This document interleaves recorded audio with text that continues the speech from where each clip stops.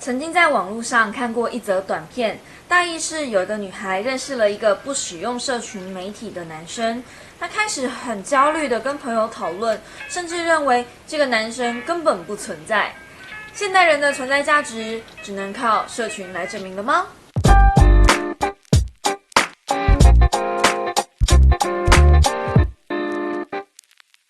？Hello guys， 我是 Nico 五喵，欢迎回来我的说书时间五喵。你有没有想过，如果安眠书店的主角有着谋杀入门课的智慧，会发生什么事呢？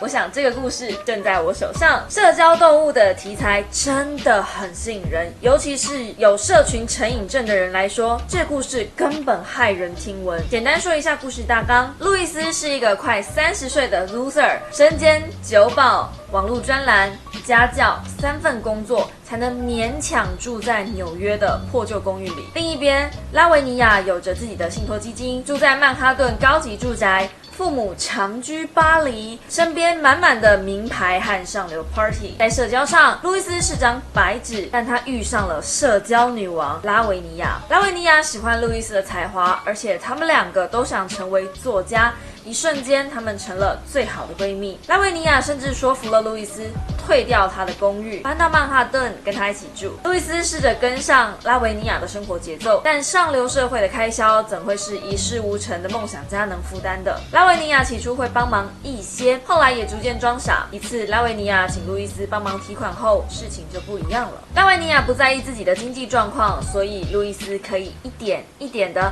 从沙发或是银行捡到一些小零头。他们开始有了一样的刺青，出入不同的 party， 直到路易斯惊觉自己离不开拉维尼亚，一切都来不及了。他自己的生活变得一团糟，只围绕着拉维尼亚打转。就在他试着想要自己再站起来的时候，一个意外发生，让他从此决定不靠着拉维尼亚，而是直接把拉维尼亚的生活抢过来。他唯一没想到的是，他能得到拉维尼亚的财富，但永远没有办法取代拉维尼亚在其他人心中的位置。这本书要不爆雷介绍真的超难，所以我们先撇开这本书。我想问问，在荧幕前的你，一天花多少时间在社群媒体呢？在书里使用的主要平台是 Instagram， 连知名的 YouTuber Casey Neistat 都曾经发表影片说自己花了太多的时间在社群媒体上，这可能是我们这些自媒体最大的问题。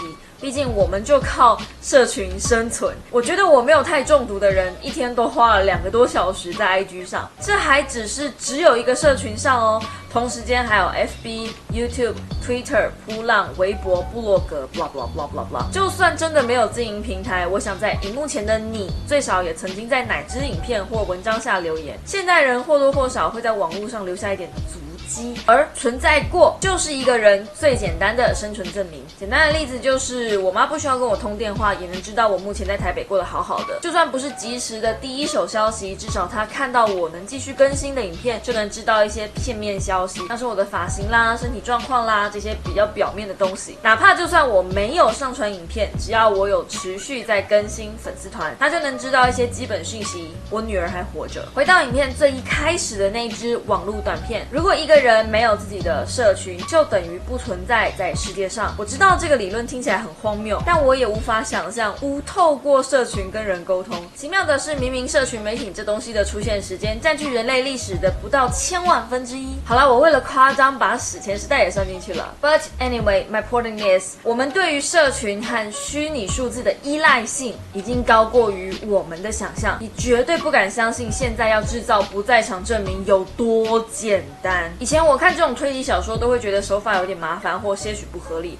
但是安眠书店或是社群动物的提案，说不定真的可行欸。我是不是该小心一下这个作者？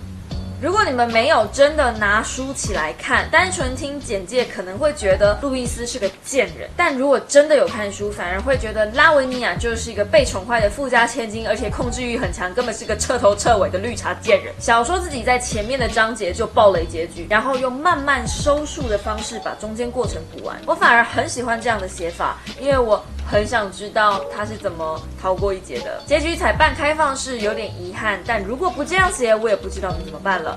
毕竟到最后，路易斯杀了2个人，活生生的狗急跳墙。在这本书里找不到坏人，但是也没有好人，更没有赢家，只有一场看似美丽的噩梦，不断的在曼哈顿上重复上演而已。暑假就快到了，可能我会开始穿插介绍一些小说类型的书籍，偶尔看看这种轻松小品，我觉得对作文构思挺有帮助的，可以让人从不同的角度进行思考。以前我就说过啦，有时候小说能得到的东西比工具书还多，因为那是自己阅读完得出的结论，远比别人教给你的来得更深刻一点。那么喜欢我的影片，请用订阅代替掌声，或者在下方帮我按个喜欢。我们下一支说书时间再见喽，大家拜拜呀！